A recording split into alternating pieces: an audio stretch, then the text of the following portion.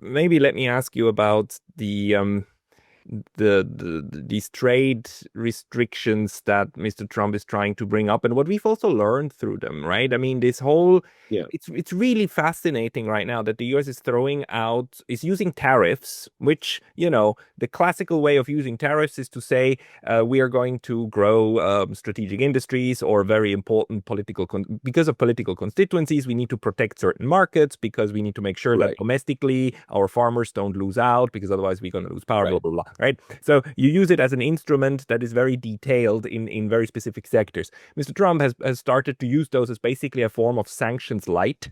It's like, okay, we're going to Yes, punish your export industry with our market dominance, and this seems to be working with Europe, Japan, and a couple of smaller countries out in Southeast Asia. Um, but it's not working with China. And India and Brazil are also saying, like, we're not taking this stuff anymore. And these are kind of the BRIC states. And right. China even doubled down and said, like, oh, really? You want to punish us like this? Well, how about we don't sell you rare earths anymore? And suddenly, Mr. Right, Trump had a very rude awakening, seeing that you right. need all of that stuff in our defense industry, and we cannot even build weapons without the Chinese, Correct. right? So, what Yes, are you exactly. making out of this, of what we are learning out of the tariff wars, if we want to frame it as that? Yeah, I mean, I think that's a great question. What are we learning? Because, what I've learned, and I think what we've seen in the last, 6 months of the Donald Trump presidency is there's been a lot of inconsistency. And Hmm. so I think that is one thing where, when we're doing business, for example, what do we want? We want to have the ability to forecast into the future. We want stability, especially when you're dealing with multi-billion dollar companies who are, have factories all over the world, who are shipping payments across the world, shipping inventory and having all of this international commerce happening.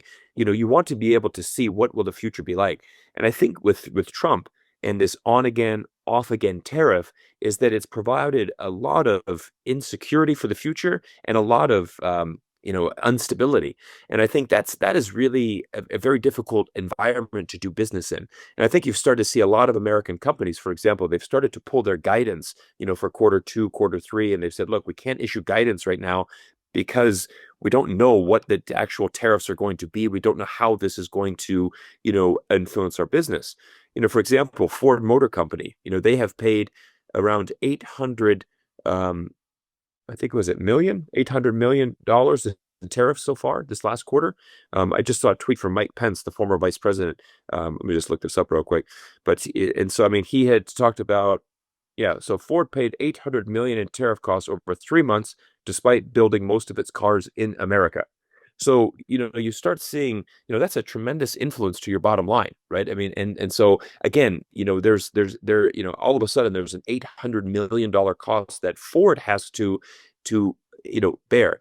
And unfortunately, again, this goes back to our simple-minded Americans, and I say that with respect to my fellow U.S. citizens. But again, we have the U.S. president saying, right now, billions of dollars of revenue is pouring into the country from around the world. These tariffs are amazing, and his community is thinking, this is incredible. We are making so much money from all around the world, but again, it is Americans and American companies that are paying the tariff fee. Look at Ford. That company is paying the US government $800 million in tariffs. And then who is going to be paying that? Obviously, the Ford consumer. If you're going to go buy a Ford truck, that price will now be increased because of the tariffs. So you're going to be ultimately paying that. But we don't see that in the United States. A lot of people can't process that. And I'm quite amazed by how many people don't realize this basic economic of how tariffs actually work.